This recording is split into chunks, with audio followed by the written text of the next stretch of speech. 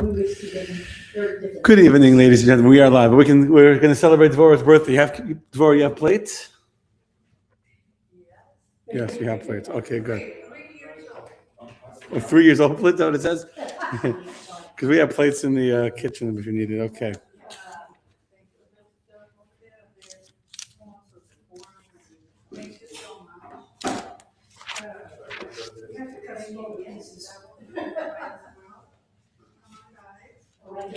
Everyone's welcome. Whoever's here in person is welcome to have a piece of cake. Oh, that's a big piece of cake.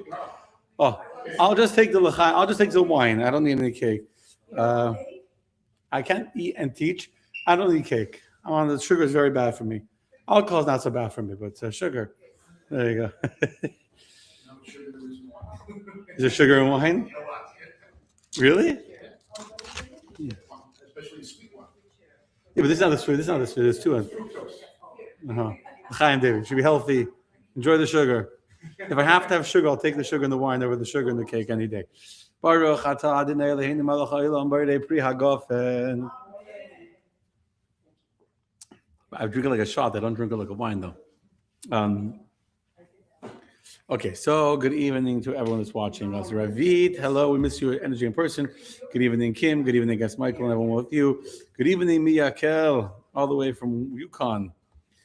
Shalom, Joseph. How are you? Gail, hello. Hello, Shira. Hello, Cheryl. Shalom to you. And if you're watching this on Chabad.org, I don't see any comments on Chabad.org yet, so we shall wait one more second. So I'm going to ask you for a refill. I got these little shot glasses and wine. It's not going to... If you want to give me the energy, the buzz of a l'chaim, I need more than a shot glass of wine to get me going. I don't need anything to get me going, but I'm saying... Hello, Joe. I'm glad you're joining us from Pennsylvania. Good evening, Michael. Okay, Michael's ready. Kim's ready. Baruch Hashem. Okay, I still don't see any comments on Chabad.org. Interestingly enough, I'm going to do this. You don't have to put it back in. Leave it like that. Perfect. Thank you, Sidel. God should bless you. Okay. Are you ready, my friends? For show time. It's going to be a beautiful show. I have to start with Chaim Michael. I see you missing the wine. You're missing the cake. You become the big Torah. So first of all, tonight's learning, every week of Me and the Bible is sponsored in the memory of Yitzchak Tzvi ben Yosef. But tonight we have a special sponsor. It's Devorah sponsoring in honor of her Jewish birthday, her Hebrew birthday, her real birthday, which is tonight. Today or tonight? Tonight, the 11th. The 11th of Iyar, which is tonight. And so we want to give Devorah a big, beautiful, heartfelt l'chaim and mazel tov. You have many, many more years of spiritual growth. You should also grow old physically, but spiritually, to grow old and wise and mature. It may sound like you're not mature now, but you know what I mean. L'chaim, Devorah. May God bless you to be able to keep on learning and growing in your Judaism. L'chaim. If anyone wants to sponsor a class for $100, you're welcome to do so, and for an honor of a birthday or a yard sale, something special to dedicate our learning would be a beautiful thing. Okay, that being said, let me open up my Word document here so you guys can follow along. Next Monday, just before I get distracted, this always reminds me, tomorrow night we're continuing JLI. If you didn't join JLI, you can still join us. But next Monday night is Lag BaOmer. So we'll have a community bonfire at 7:30 in the back of the building, followed by a farbrengen around the bonfire class. We'll start with the story of Rabbi Shem Bar Yochai, and depending on the crowd, I feed off of you guys. So if people want to sit around, make sure we have enough firewood, and make sure we have enough, have some refreshments and some drinks. And I will stream, for those of you watching on Facebook, I will stream from when we start the actual, I don't want to call it a class because it's going to be less formal than the regular class. It'll be more of like an intimate, like around the bonfire. It won't be like formal, but the discussion, class, farbrengen, whatever word you want to use, I will stream that on Facebook for all of you that are watching and that want to be part of our Monday night learning experience. I will make sure to make it accessible to you as well. But obviously, for those of you that are nearby watching me on Facebook, like Ravit and the Steins, etc., you definitely should join us in person. That's where the energy will be. Good evening, Dana. Good evening, Andrea. Good evening, everyone else. Okay, so with that, we're ready to start the learning tonight. Chaim. I want to tell you for the confession. As I was preparing today's class, I thought it would be easy for me. And then actually, because it's a topic I've learned so much about, I know so much, I feel so much about, I ended up going in so many different directions. And the next thing I knew, I actually have 2 different classes that I prepared tonight. I'll say whatever. I have a whole other thing on different between days and weeks. But for today, I want to start by asking you a question. So I'm going to tell you something fascinating, okay? Something I only recently learned. I mean, I knew that, but to the extent that I know it, that I only recently came across so clearly. It's fascinating stuff.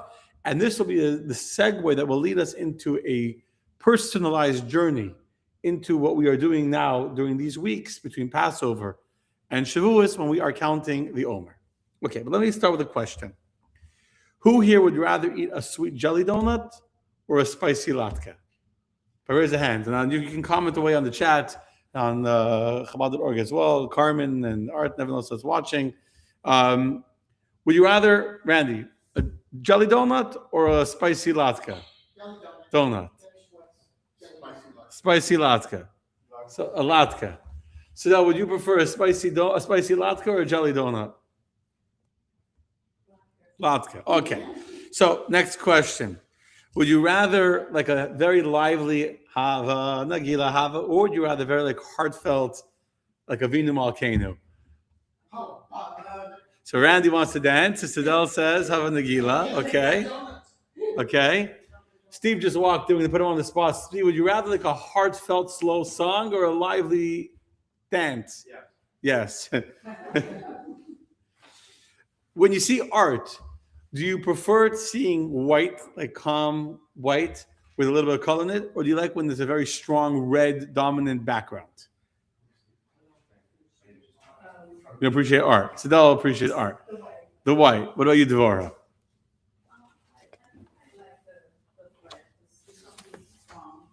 You like something strong, okay? And then when you see people struggling in a relationship, is your first instinct, not about if they're right or wrong, but first instinct. Do you say, "Oh, I wish they could get along," or do you say, "These idiots, why don't just move on? You go there, and stop fighting."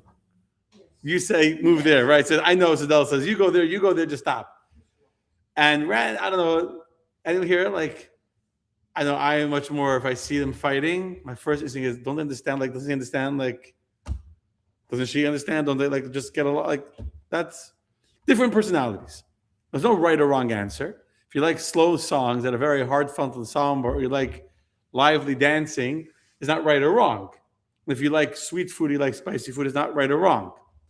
And yet, in Kabbalah, it teaches that the deeper reason why someone might like a jelly donut and someone might like spicy latkes is because of the root of our soul. The root of our soul. Meaning that if your soul is rooted, if your soul,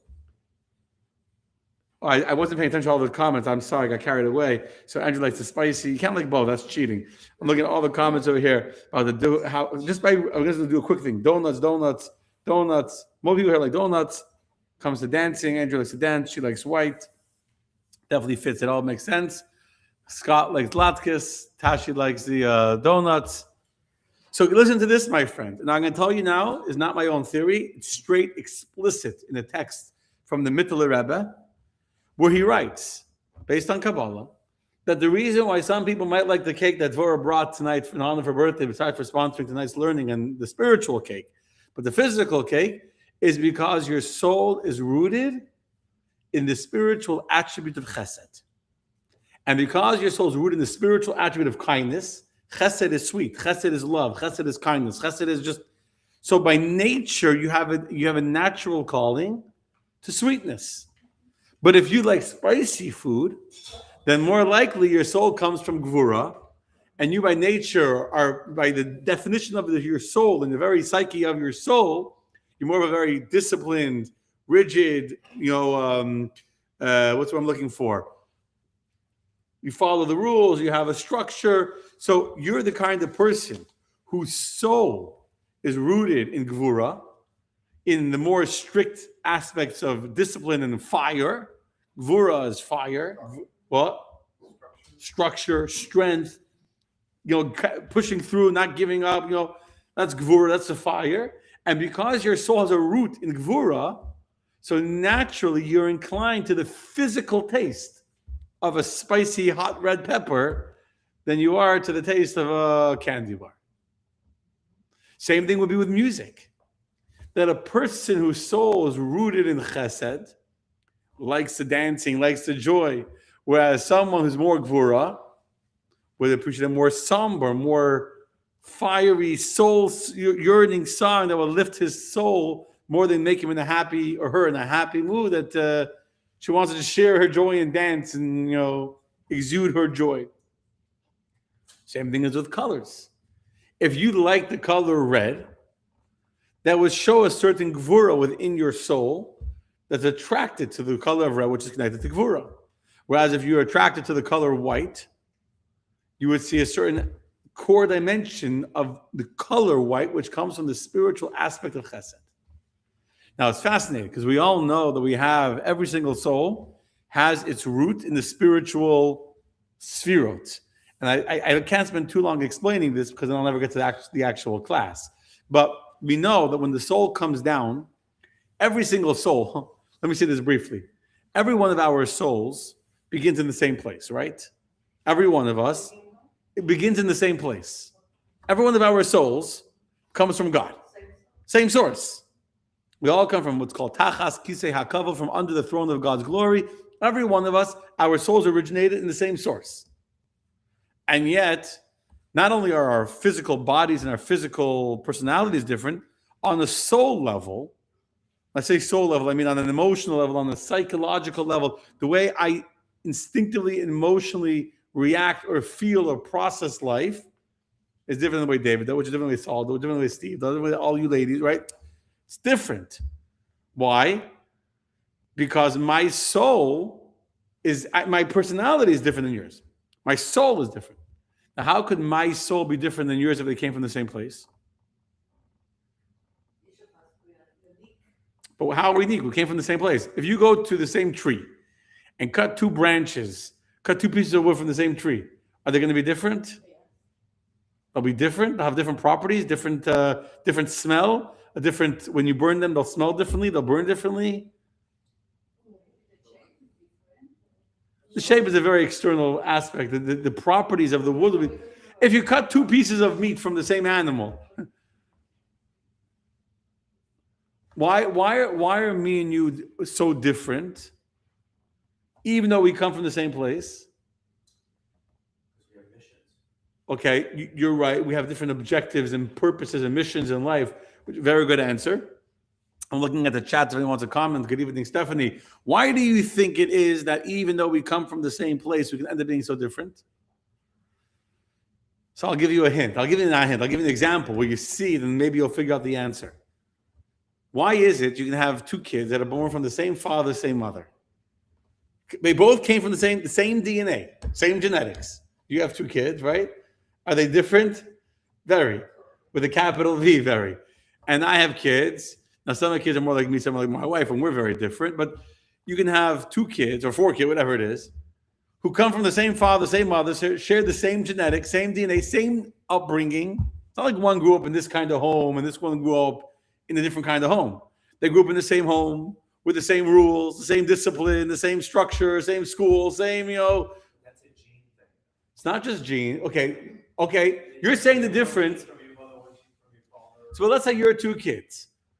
Why are they so different from each other? It's exclusively, I mean, there's genetics that are there, but it's more, you have to explain more.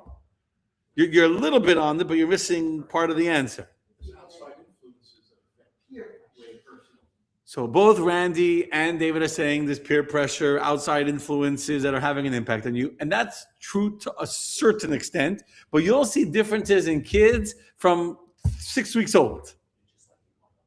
Just like about it. But you do realize, before I get to you do realize you can have a kid that's 1 year old that has zero peer pressure. They have zero social influence.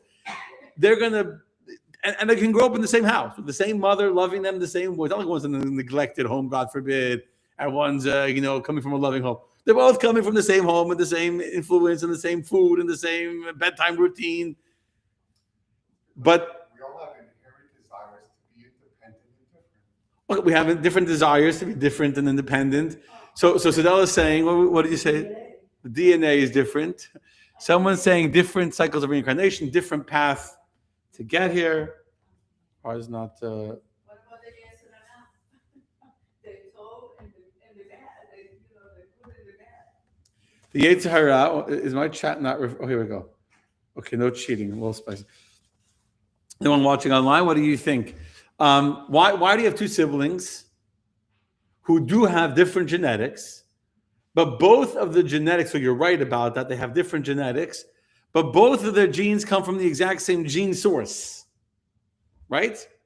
So why, if two kids come from the same gene source, does one have genes that make them be very, very hyper, for example, I don't know, be wild, and one's much more of an introspective child that's much more, got you there, huh?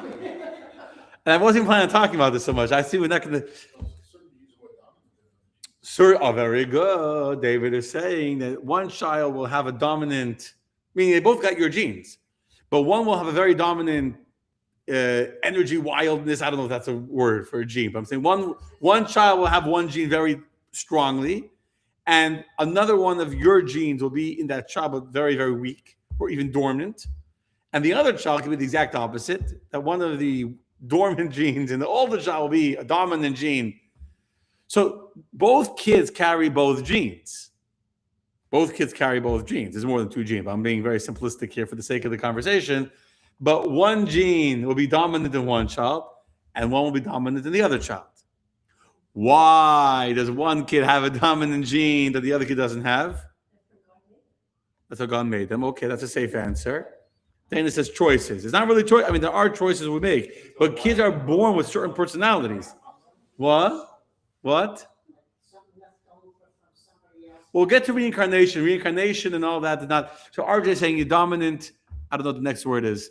So I'm talking scientifically. People are writing about different sparks of God, which is true. We have different sparks of God. But I'm going to show you how the sparks of God, based on how the genes work. So the parents are intimate. They fertilize an egg, and all the genes go into that egg, in every one of their children.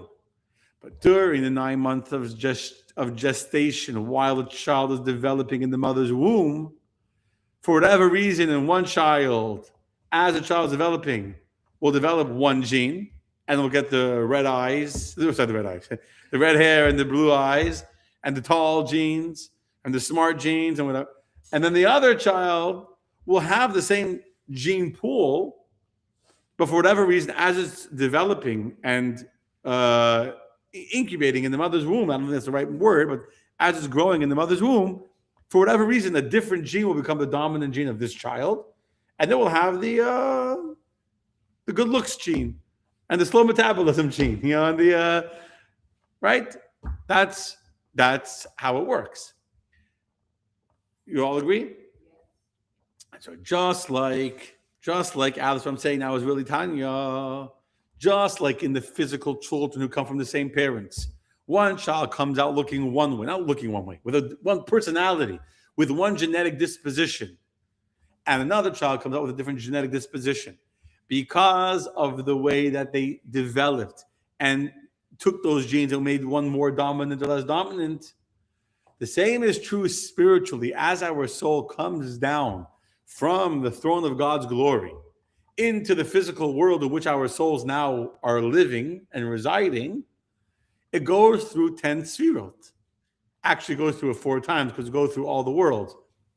But as it goes through the worlds, and every soul goes through all the worlds and all the sfirot, all the levels of each and every world, you know what happens? One soul will go through like the first 20 very, very quickly. It won't have much of an impact on its soul. And then it comes to this level of chesed, that becomes its dominant gene.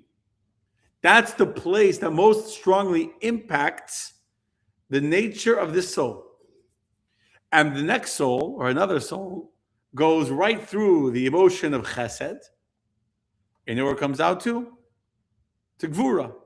And there in gvura, it's much more impacted by that particular place, or that it's not a place, I'm using the wrong language, but that particular sphere, or that particular energy, and that energy becomes its primary, identity.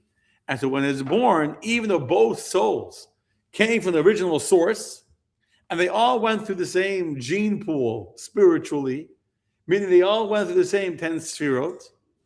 One took this as its dominant gene, and one took the attribute of gevura, of discipline and of fire and of following through as its dominant emotional identity, as its midah.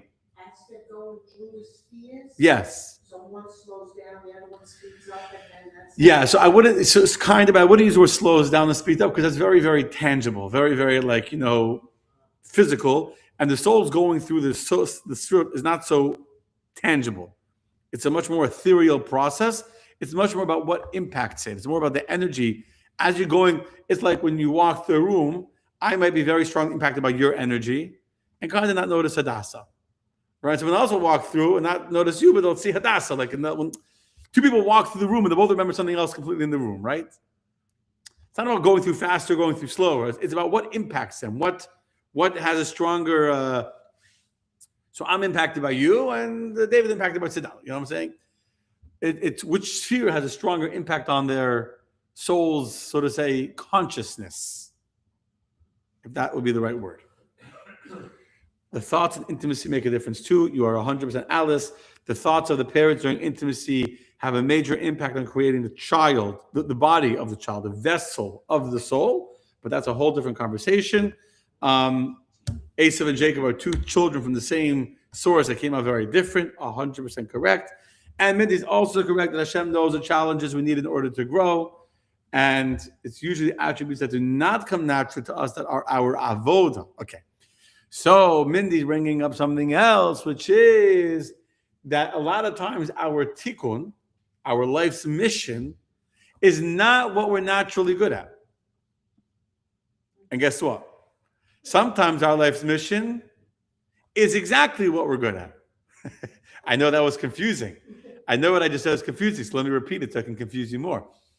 Sometimes God gives us a tikkun, a divine purpose, as Steve said in the beginning, a divine mission, which is where our soul needs to work to fix itself. That's our soul struggle. So we feel a tremendous difficulty when it comes to a certain area of life, specifically because that's the area of life that our soul most needs us to refine and to elevate and to fix. So sometimes, what's your divine mission? Well, see where your struggle is, see what you're having the hardest time with, and that's how you'll know where God is like, so to say, priming you for your life's struggle. Okay? And sometimes God gives you a mission, and in order for you to do your mission, what do you need? The tools. So God gives you the natural talent, disposition, qualities, capabilities to enable you to do what God wants you to do. So it's not always that you only should try and do what you're not good at. Sometimes God makes you good at something because that's what you should be doing. And that's why God made you good at it, because that's your life's mission.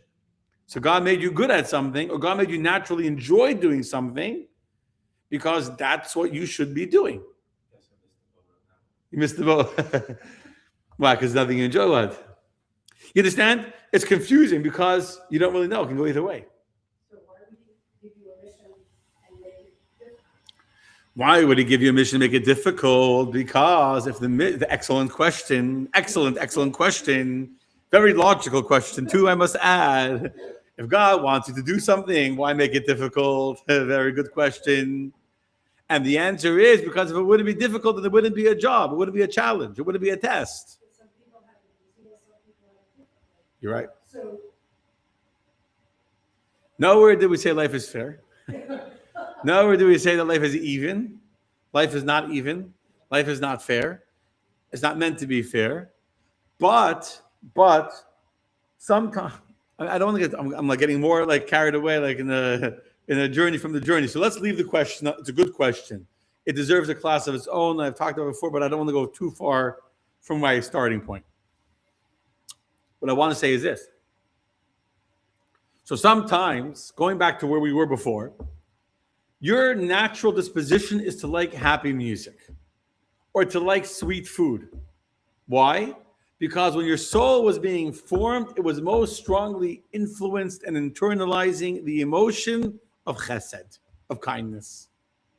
And when someone else's soul was being formed, its spiritual DNA, so to say, its spiritual identity was most strongly influenced and impacted by the emotional attributes above, the emotional, the sphera, the divine energy. Not only the emotional attribute, it's the divine energy. The divine energy of God's Gevura, and that's why naturally you're a more Gvura-dika person, you're a more strong person who likes spicy food, who likes heart-rending a violin that like lifts your soul, as opposed to a very high energy dance that makes you in a good mood. Understand? And yet, the very same explanation in Kabbalah that tells us that maybe the reason why you're attracted to slow music is because you have a Gvura energy. It also says, the Rabbi tells us something fascinating. Sometimes the reason why we're attracted to something is because it's the opposite of who we naturally are. And we don't want more of what we already are. We want something different, unique from who we are.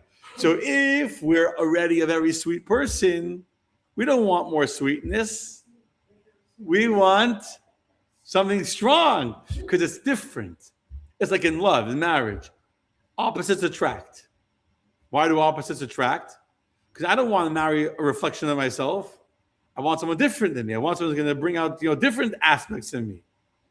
And so, just like opposites attract in the real world, so too in the spiritual, what's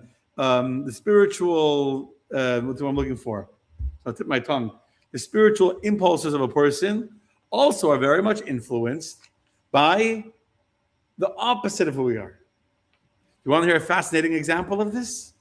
So the Mittler Rebbe says that if you think about the music of the Arabic world, the Muslim world, what kind of music do they have? Right? It's a lot of wailing. I'm not an expert in Arabic music, but in general, Arabic music is a lot of wailing and a lot of like very slow, sad, like that's the energy. It's very like a lot of like almost like cry wailing. It's a lot of what? A whining. That's what it is. Why? Because what's the spiritual root of the spiritually in the spiritual source of Yishmael, who is the father of the Arab world, of the Muslim world, the Arab world, let's say. What's his source? So we know Kabbalah tells us that Yishmael was the left of Avram was Chesed, but the Chesed of Avram produced the unholy, the unhealthy Chesed of Yishmael. When you give too much Chesed, you get spoiled Chesed, right? So Yishmael, we're told, was the spoiled Chesed, the unhealthy Tzilus, leftovers, the Chesed of Avram in an unholy way. So since the root of Yishmael's soul is in Chesed of Avraham, if you're following the Kabbalah on this is brilliant what I'm about to say to you. It's mind-blowing. Since the spiritual root of the father of the Arab world is one of Chesed, unholy Chesed, but of Chesed, so what kind of music do they want to hear? The opposite. They want to hear very gevuradik, very sad, wailing kind of music. As opposed to in the Western world, in the world of Rome, the Western world, called the world of Christianity, but it's the world that comes from Rome. What's the spiritual root of the Western civilization? Who knows? Anyone knows? Spiritually, where do we come from? We, not the Jews. We, as in Western culture, from Esav. Very good. Rome is from Edom. Edom is Esav. And just like Ishmael is the unholy leftover, so to say, of his father's unlimited chesed, Kabbalah tells us that Esav is the leftover unholy extremities of his father's Gevura. Isaac was a very, very strict, rigid, religious, holy man. who was much like fire. He never left Israel because he was pure, he was holy, never left Israel.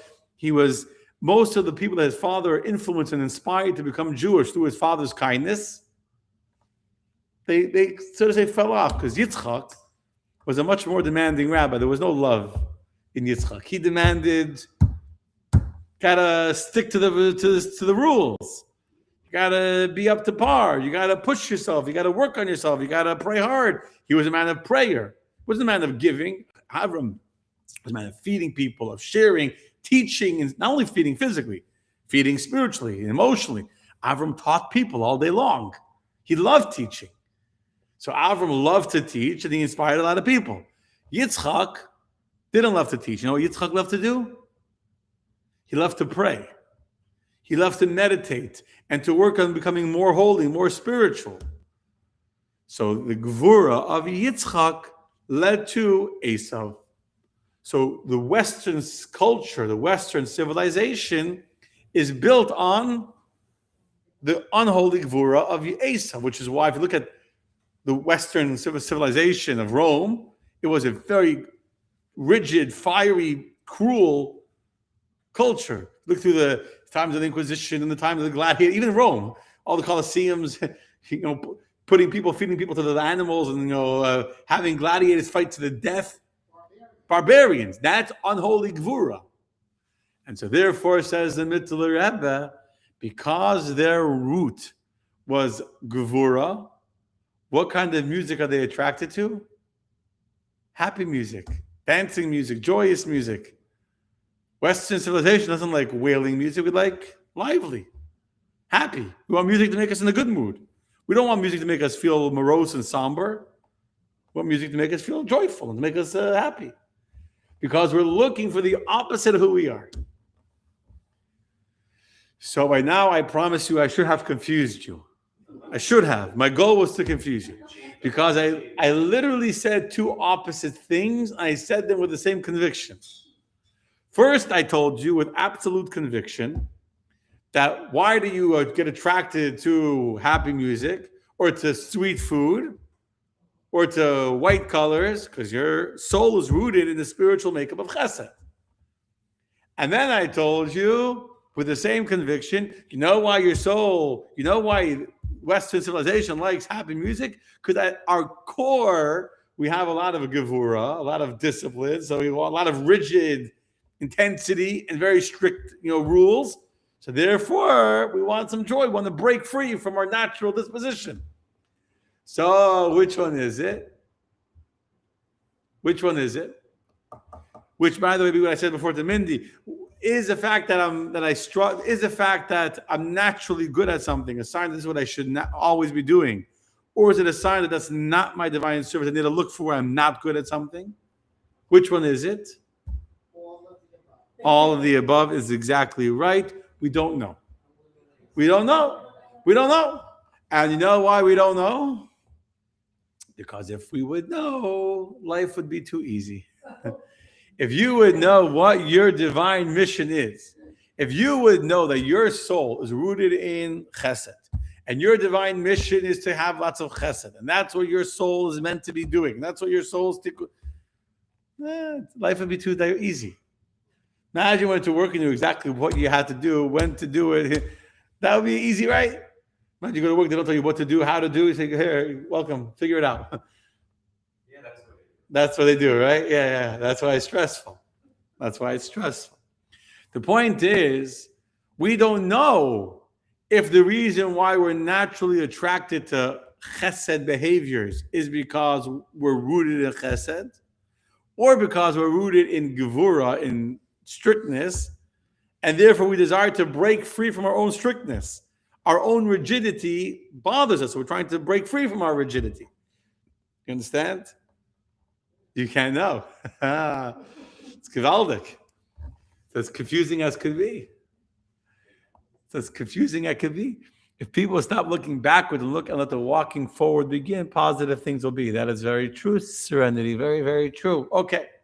So now that was only an introduction. Took a long introduction. Wow. So, I could have come 20 minutes. That was an introduction to the counting of the Omer. It's okay. I told you I have 2 classes from like my preparing. I have 3 already. Whatever. It's fine. We're gonna have next week is like Omer, but the week after we'll continue on Sfiras Omer. But my friends, we are in the middle of the counting of the Omer.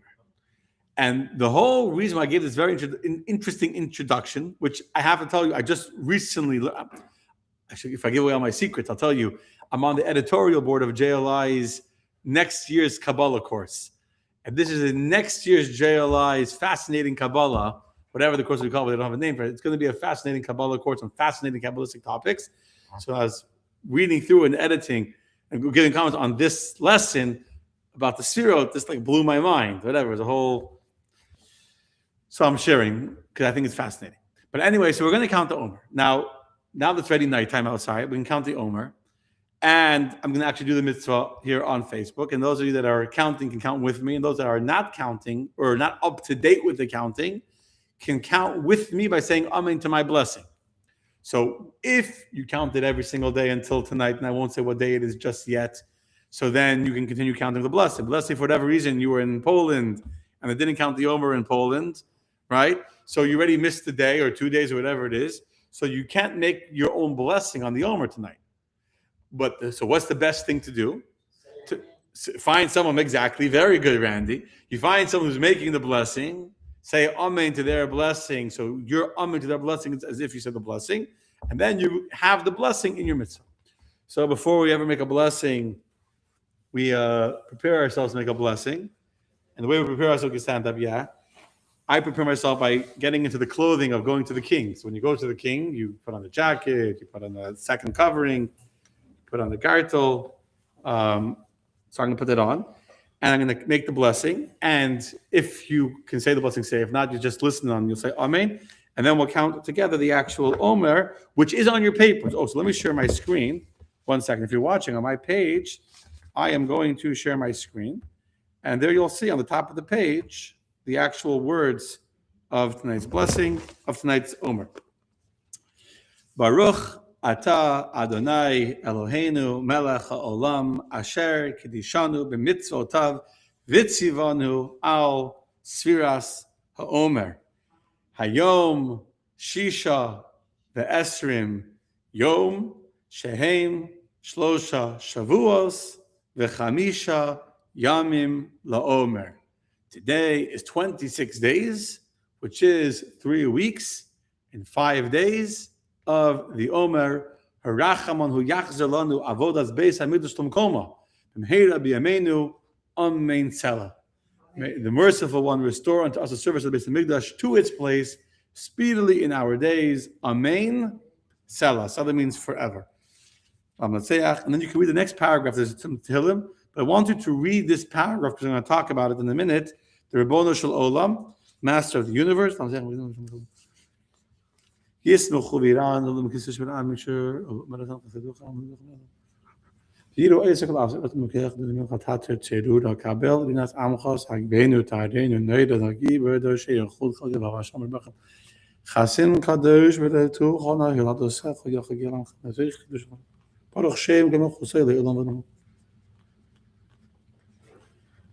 geen hier dat we vandaag aan de hele leven zo zo met toeken maar ze begaamd bis viele heute scheben netzach et har veskades bedush shel mayl bei deze yush vashafer ab khol elmais oder tag en taf shesen we ruch seid mit shesen mikol sig ubgam tare no kalchen no duchas khol yana amen salam. Okay, so now you can be seated. So what do we read over here, my friends? Let me just open back up my thing. So, what do we just read in that paragraph? What do we read in that paragraph? Psalm 67. Oh, we read. Okay, so a lot to explain. I don't want to get too distracted. We're Psalm 67, where there's 49 words. 49 words under the Koach has 42 words plus the acronyms. There's 49. So every day we look at the one word and the acronym. But I don't want to get into that now. I want to focus on the actual midah itself, the actual sphere. Okay? If you paid attention to what we just read, we said, and maybe we'll read it outside, read it together in English. well, part of it anyway. We said, Master of the universe, you commanded us through Moses, your servant, to count the Sfiras Omer, to purify us from our evil and uncleanness. Like you wrote in your Torah, that you shall count for yourselves from the day following the day of rest, from the day on which you bring the Omer as a wave offering. The counting shall be for 7 full weeks, etc., etc. Therefore, so the souls of your people Israel may be cleansed from their defilement. Therefore, may it be your will, Lord our God and God of our fathers, that in the merit of the Sfira to Omer which I counted today, the blemish that I have caused in the Sfira of Hod of Netzach, which by the way, I don't get distracted now to a Hod of Netzach. Not distracted, it's important, but Hod is surrender, submission. Netzach is discipline and perseverance and endurance to be rectified, and then may be purified and sanctified with supernal holiness. May abundant bounty thereby be bestowed upon all the worlds. May it rectify our nefesh, ruach, and neshama. Those are 3 aspects of our souls. Our souls have, in the consciousness of our souls, we have 3 aspects. There's really 5. But in the conscious aspects, we have nefesh, ruach, neshama. I'm not going to explain the differences between them right now. So we rectify all 3 aspects of our conscious soul from every baseness and defect, and may it purify and sanctify us with your supernal holiness. Amen. Salah. Okay. So basically, if you read this paragraph, it's very clear that the reason why we are counting the Omer is because to purify our soul. Our soul is unclean. Our soul has been spiritually defiled, spiritually contaminated, and therefore we need to go through a process by which to sanctify it with supernal holiness. Each and every one of the 49 days is a specific rectification of a specific attribute of one of the seven emotional attributes. Say it again slowly. There's 7 emotional attributes. Each one of those 7 is comprised of all 7. So like tonight is the Hod of Netzach. It's the surrender. It's the giving of space that exists within endurance. Sometimes in Netzach and victory, you need to give space to win. Sometimes when you're fighting a war to win, you got to hold back, right? You got to let the enemy, So that's the Hod of Netzach. To be rectified and to be purified and sanctified, etc. Okay. So sounds beautiful. But now let's go look back at the Bible. And again, there's so many aspects to this that I'm going to talk about in future classes as well. Stay tuned after Lag BaOmer. Next week is Lag BaOmer, so it won't be next week. But for now, I want to go back to the beginning of the Omer. And let's see if in the Bible, the reason why we count the Omer seems to have anything to do with purifying our souls. And if not, how we jive these. On one hand, we just spent all this introduction explaining how our souls are rooted in a spiritual level of chesed or gvura. When you look in the Bible, you're going to see a whole different story. Can I see your favorite, Steve? A cup of tea or something? Thank you, because I'm going to go hoarse soon. Thank you. I appreciate that. See, Michael's not here, so... and it's fine. Peppermint is good. There's a mint melody there. It's fine. Okay. So, what does the Omer mean? Do you know, Devorah? Anyone knows? Saul, you know what the word Omer means? You are very good. You cheated. See, Randy is she's just, because she wasn't sure what the word Omer means. And she didn't know that I was going to talk about it, so she was curious. So the word Omer, the counting of the Omer. Oh, it's not going to. No, there's actually not. There's actually no cups. Actually, you're right. There's not. Okay, don't worry about it. I'll be fine. Are you okay with one of these cups? With hot water? No, it's fine. No, there's no cups. It's fine. I'll just some water. There's water. Just give me a cup of water. It's fine. There's water there. Just cold water. Fine. I just need a drink. Yeah, that's fine. Water's fine. Just cold water is perfectly fine. Thank you. So, thank you very much. God shall bless you. Look at the Baruch Atah. That's good. Baruch Atah. So the word Omer, I'll take this off too. The word Omer means, as Randy correctly told us, a unit. You know how big of a unit? Close. Not 49 though. What did you say, Randy? 2 liters. 2 liters, okay. 42 eggs. 42 eggs. Yeah, not literally eggs. The measure, the volume, or maybe it's 43 eggs. 43 or 42.3, maybe 42.3 eggs, something like that. 42.3 eggs. The volume of whatever in biblical times was the volume of an egg. But we don't know exactly, thank you. We don't know exactly what that is. Ostrich egg or dog egg? So you say 3.5 liters, and Randy said 2 liters. You found 2 liters, right? I'm not even exactly sure what it is in modern day. In dry capacity, it's 2 liters. And you used to have 4.3 liters on. What did you see? 3. Oh, it's 1/10 of an ephah. 1/10 of an ephah. That's correct. Asiris ha'ephah. So honestly, this is not my expertise. When it comes to numbers and things like numbers and like I get lost. I start seeing numbers and I start like zoning out. It's not the actual amount. It's a large amount. It's like the volume of about 43 eggs, which is a few liters. It's not a small little measure. That's the Omer. Now, what are we doing? Why are we counting eggs? Why are we counting? So we're not counting eggs, actually. We're counting barley. We're not counting barley either. We're counting the days from when they brought the barley. Let's read the story inside, okay? Shall we? Let's see what the Bible, which, by the way, the reason why we're reading this parsha now is not just because now it's the Omer, but this is actually from this week's Torah reading.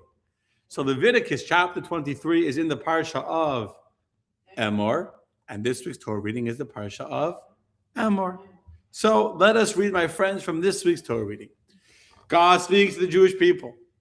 Speak to the children of Israel, chapter 23, verse 10, and say to them, when you will come to the land which I am giving you, Uktsartem es ketzira, and you will reap its harvest. You shall bring to the Kohen an Omer, that's a measure, a volume, of the beginning of your reaping. And the Kohen will wave the Omer before the Lord, so that it will be acceptable for you. The Kohen shall wave it on the day after Shabbos, the day after the day of rest. If you look in the Hebrew, it says from the day after Shabbos. I'm skipping a few verses. They also brought animals as an offering. And then, starting from then, from the day when you bring this Omer, you shall count for yourselves from the morrow of the day of rest. You bring the Omer as a wave offering 7 weeks. They shall be complete weeks. You shall count until the day after the 7th week, namely the 50th day, on which you shall bring a new meal offering to the Lord. From your dwelling places you shall bring bread. Set aside 2 loaves made from 2/10 of an ephah. So the Omer is an ephah, right? It's the 10th of an ephah. The bread on Shavuos, on the 50th day, is 2/10 of an ephah. It shall be a fine flour. They shall be baked leavened, chametz, the first offering to Hashem, to the Lord. Okay. If you didn't understand, that's fine. That's why I'm here. So, what? Good thing we brought our translator. Yeah, good thing about your translator along. Good thing I came with. Yeah. Okay. So let me explain to you what you just read. Let me explain to you exactly what would happen. So as we said, Omer is a measure of barley. Now, Pesach is always going to be in the spring. In fact, if the lunar cycle is off, they'll make a leap year to make sure Pesach will always be at the time when this barley and everything is ripening. So on the day before, and we'll go tell you exactly what would happen. On the day before Pesach, so let's say Pesach this year was on Thursday, right? It was Wednesday night, Thursday. First day is Pesach. So on the day before, on Wednesday, they would go out to the fields and they would tie together in bundles barley that was ripe, was ready to be harvested, while it was still attached to the ground to be very easy for the Kohen when they were with what's called the scythe, whatever it's called, the sickle, whatever, to cut it, be all tied together, be very easy to cut it all off in one big bundle. So they tie it together in a bundle, still attached to the ground. That was before Pesach. That was on Wednesday. Thursday is Pesach. And then on the night after Pesach, on Thursday night, because remember in temple times, there's only one day of Passover. Well, 7 days, but one day of the actual Chag. So on the night after it got dark, when the Chag ended, that night, they wouldn't wait. They would go out to the field And they would ask those standing in attendance, has the sun set? And everyone would answer, yes. They would ask again, has the sun set? And everyone would answer, yes. They would ask a third time, has the sun set? And everyone would answer, yes. Then they would ask, is this a sickle? And everyone would answer, yes. Is this a sickle? They would answer, yes. Is this a sickle? A third time, everyone would answer, yes. Then they would say, is this a basket? They would say, yes. A second time, is it a basket? Yes. A third time, is it a basket? Yes. Then they would answer, and if it was the Shabbos, they would say, the Shabbos, or they would say, yes. Then they would say, should we reap the barley? Should we reap the harvest? And everyone would answer, yes. Should we reap the harvest? Yes. A third time they would ask, should we reap the harvest? And everyone would answer, yes. And then only after it had been very clearly established for everyone that they were holding a sickle, harvesting barley into the basket on the day after Shabbos, on the day after Pesach, Thursday night, they would cut these three bundles where they would beat them. They would bring them to the temple courtyard. They would beat them to get the kernels out. They would winnow it. They would roast the kernels over a fire in the temple courtyard. The kernels were then spread out, and the wind would separate. They would shaft, like we throw it up where the wind separates the chaff from the actual kernels themselves. Then they would bring it to a mill. They would grind it to produce 3 sa'ah. 3 sa'ah is approximately 6.5 gallons. And after it had been sifted very, very well, 13 times, that they would sift it to be really, really finely sifted, they would take 1/10, which is the asiris, the 10th of the ephah, and that's what would be brought to the temple. Of that 10th of the fine barley flour, they would mix it with oil. They would place a full handful of frankincense on top of this dough made with the barley. It would then be waved in the eastern portion of the temple in all 4 directions: up, right, up, down, right, left. It was then brought to the southwest corner of the altar, like any meal offering, and the Kohen would take a kmitza. Kmitza is a handful. The whole process to take it out. They use their thumb and their pinky to like make sure there's no extra flour. They take 1 handful, put it on the altar to be burnt, and the rest of this finely ground barley flour was used by the priest to make matzah.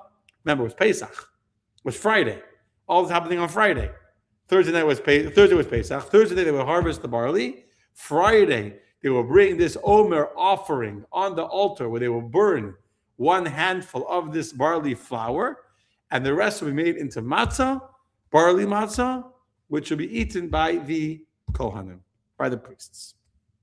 Okay, says the Torah, what we just read 2 minutes ago, is that from Miyom Havi'achem Esa Omer, if you look back now on the paper you have in front of you, because it's right there, from the day, you look in verse, 1 second, I'll open it up. Look in verse, so verse 11 is the waving of the Omer on the day after Shabbos, the day after Pesach, and then from the day of the waving, you shall count for yourselves from the day after Pesach, which would be in this year's calendar on Friday. You start counting 50 days, 7 weeks, they shall be complete. 7 weeks, 50 days, until comes the meal offering to the Lord. And after 50 days, or on the 50th day rather, which was the 50th day? Shavuos, very good. Verse 17 tells us that on the day of Shavuos, which is day number 50, they would now harvest wheat. They would harvest not barley, but wheat. And from the wheat, they would make not 1/10 of an ephah, but 2/10 of an ephah. Very good. And it will be fine, also very finely ground flour. It will be baked, leavened, chametz, a challah, not a matzah. A good geschmack, fluffy, doughy challah. Gluten, exactly. What? The first offering to the Lord. Okay. So, my friends, we all read this. This is the Bible, black and white. Where did you see anything there about fixing your emotions, your character, your sphirot, netzach, chod, the whole beautiful stuff from Kabbalah about the spiritual DNA of your soul? it seems to have absolutely nothing to do with what the prayer we read after we said the Omer to purify our souls and to fix the blemishes. That wasn't in the Torah. That's not what I read. What? You're being as dad jokes? So, and by the way, we always say that the counting of the Omer is a spiritual preparation for Shavuos. But here, the only counting is not to Shavuos. The counting is counting from the barley. If you look at the verse in the Torah, you're counting from the barley. And after 50 days of counting from the barley, now you bring wheat for 2 challahs. We had all the matzahs, and now we have 2 challahs to be eaten with many other animals. But the main focus is the barley matzah or the flour wheat, the wheat gluten challah. So, some explain that the truth is really we should begin counting from Shavuot to Shavuos from Pesach. But we're not counting from Pesach. We're counting from the day after Pesach. I mean, today it's the second day, but in temple times, it was the day after Pesach. Because you don't want to mix two things together. On Pesach, you shouldn't be focusing on Shavuos. On Pesach, you should be focusing on Pesach. The day after Pesach, now we'll start preparing for Shavuos. But others say that the reason why we count the Shavuos using the barley, but you need a reason to count. Let me just make sure I'm clear. Really, we should start preparing for Shavuos from the day we left Egypt. But they didn't want to do that because they wanted that you should be focused. That when you celebrate Pesach, you should be focused on celebrating Exodus. So we don't start preparing for Shavuos till the day after Pesach. So what are we going to call it? Oh, the day after Pesach, we're bringing an Omer offering, a barley offering. Let's call the preparation the Omer because of the unique offering and the unique sacrifice that's brought on that day. Understand? So it's almost like there's no connection really, but the sacrifice that's on the day after Pesach is the barley, so we call the preparation for Shavuos by the barley. And some rabbis explain that since everyone was busy with preparing for their harvest at that time, during the spring, for a farmer, it's a very busy time. That's when you're harvesting your grain. That's a very important time of the year. And you really want to make sure you harvest as much as possible and do it properly. So what would happen? People would get distracted and they would forget about preparing for Shavuos. So in order to remind people to prepare for Shavuos, they made the count connected to the barley. So people would remember that as they're doing their harvest, they have to count to prepare for Shavuos. But on the deeper level, I'll say this a little bit fast, what I just said to you is a little bit like, something's missing.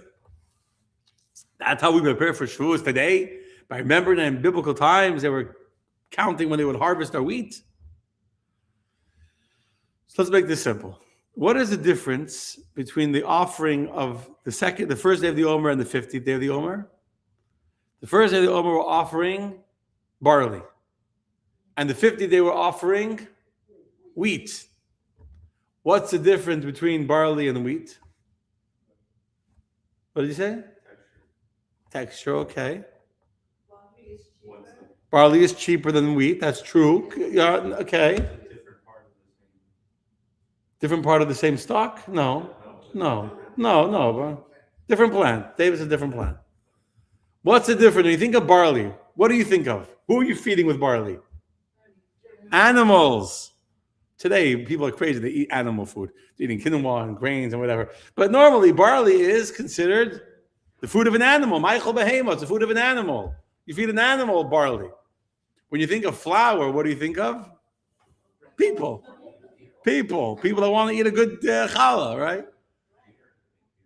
You make beer out of barley. Okay. Sustenance. Bread comes from wheat. Bread comes from flour. Bread does not come from barley. Doesn't come from barley. Okay. And until today, when we became too smart for our own health, I have a whole philosophy of gluten free, but that's not for right now. The point is the based on the Torah, because the Torah says that bread will satiate the heart of man. Anyway, but I don't want to. That's my own philosophy. Bread, the food of a man is wheat, flour. The food of an animal is signified by barley, which is why a sota, whatever, who behaved in an animalistic way, brings an offering of barley, etc. So 50 days ago, or today, that was 26 days ago, when we start the process of getting ready for Shavuos, spiritually, where are we holding? On the level of barley, on the level of animal food. After 50 days, where are we meant to get to? Human food. Wheat, flour, human food, fine flour. Double the measure, not one, but two.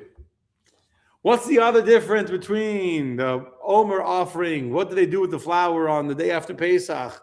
And what do they do with the fine flour on the 50th day on Shavuos? They made what do they make on Pesach? Matzah. And now they're making challah, chametz. The verse explicitly said, explicitly in the Torah, it tells us that you should make the challahs of Shavuot, they have to be chametz. What's the difference between matzah and chametz? This is a very famous idea in Kabbalah and Chassidus at great length. And I would have spent more time on this, but I don't have the time. But in short, what is the difference between chametz and matzah? Time, okay, that's true. Is there a difference in volume between the amount of flour? Volume is the weight. Between the challah and the matzah?